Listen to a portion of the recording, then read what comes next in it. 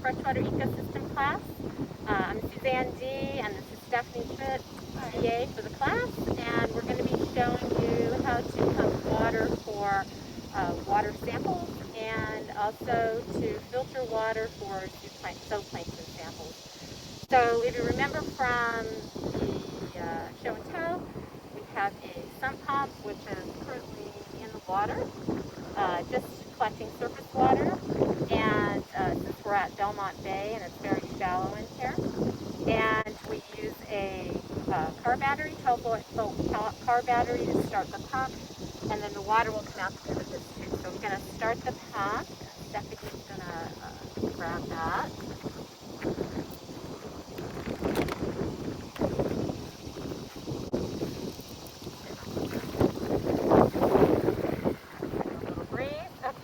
Got water flowing. I'm going to raise it up a little, and we basically just fill the 1 liter bottle with water. Pretty simple.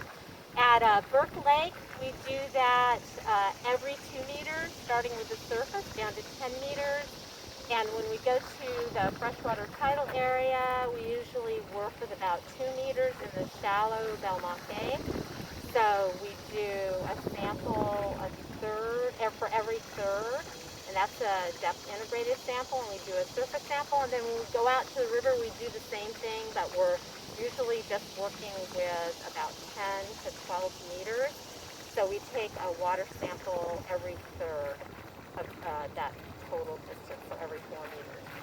Okay, so next we want to show you how to filter zooplankton. We've already filtered 32 liters. This bucket has a 16-liter mark in it, so we're going to filter one more bucket, and then we'll show you how to backwash the zooplankton into a storage bottle. Okay, so water's flowing. You tilt the filter.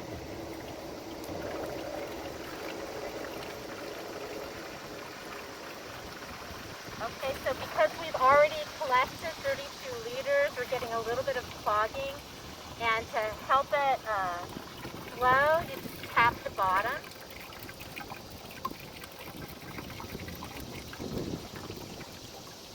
Okay, and we tilt the filter because we don't want any overflow water. We want to know exactly what the volume is when we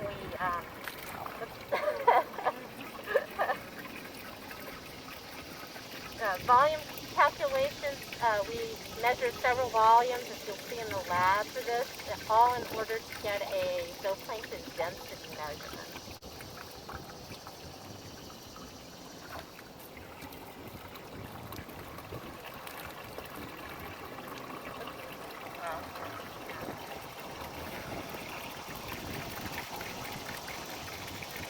Yeah, so we're definitely getting a lot of clogging with this last bucket of water.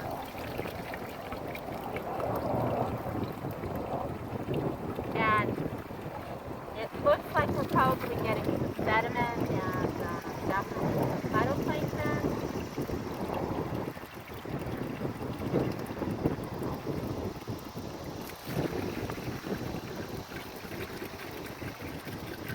And that is definitely something to watch for when you're taking samples close to the sediment surface in the water.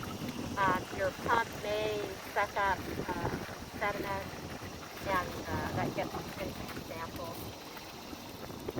I think that'll probably be. Okay, I'm going to turn the pump off.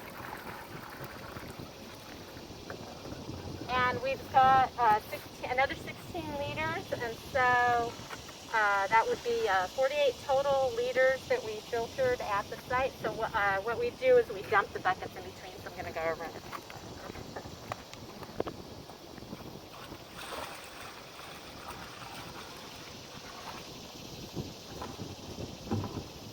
Okay, so now we're going to filter or backwash the zooplankton into a sample bottle and preserve it. So in order to do that, you can see that this is quite a bit larger than the opening of the 1 liter bottle, so you need a funnel. And then I'm going to come down here. So one student needs to hold, and then the other one uses a squeeze ball to wash the organisms and other material that's gotten caught on the filter. And that all flows down into this 1-liter bottle.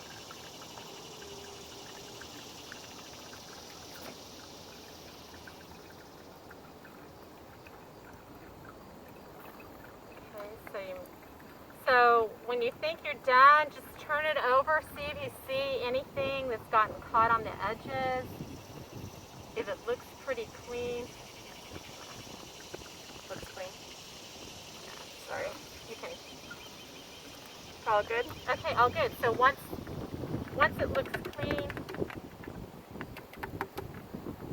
then I've got a lot of, looks like a lot of organic debris in here, hopefully some zooplankton. We're going to save and preserve the sample and maybe look at it in the lab.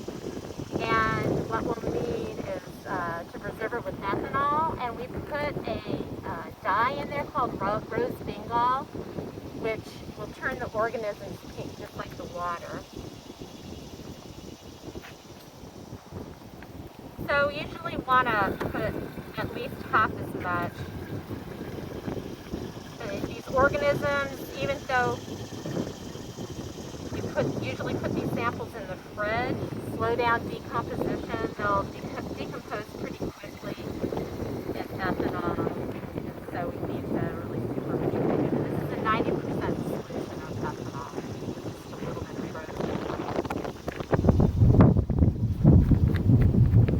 Okay, now that sample will be taken back to the lab.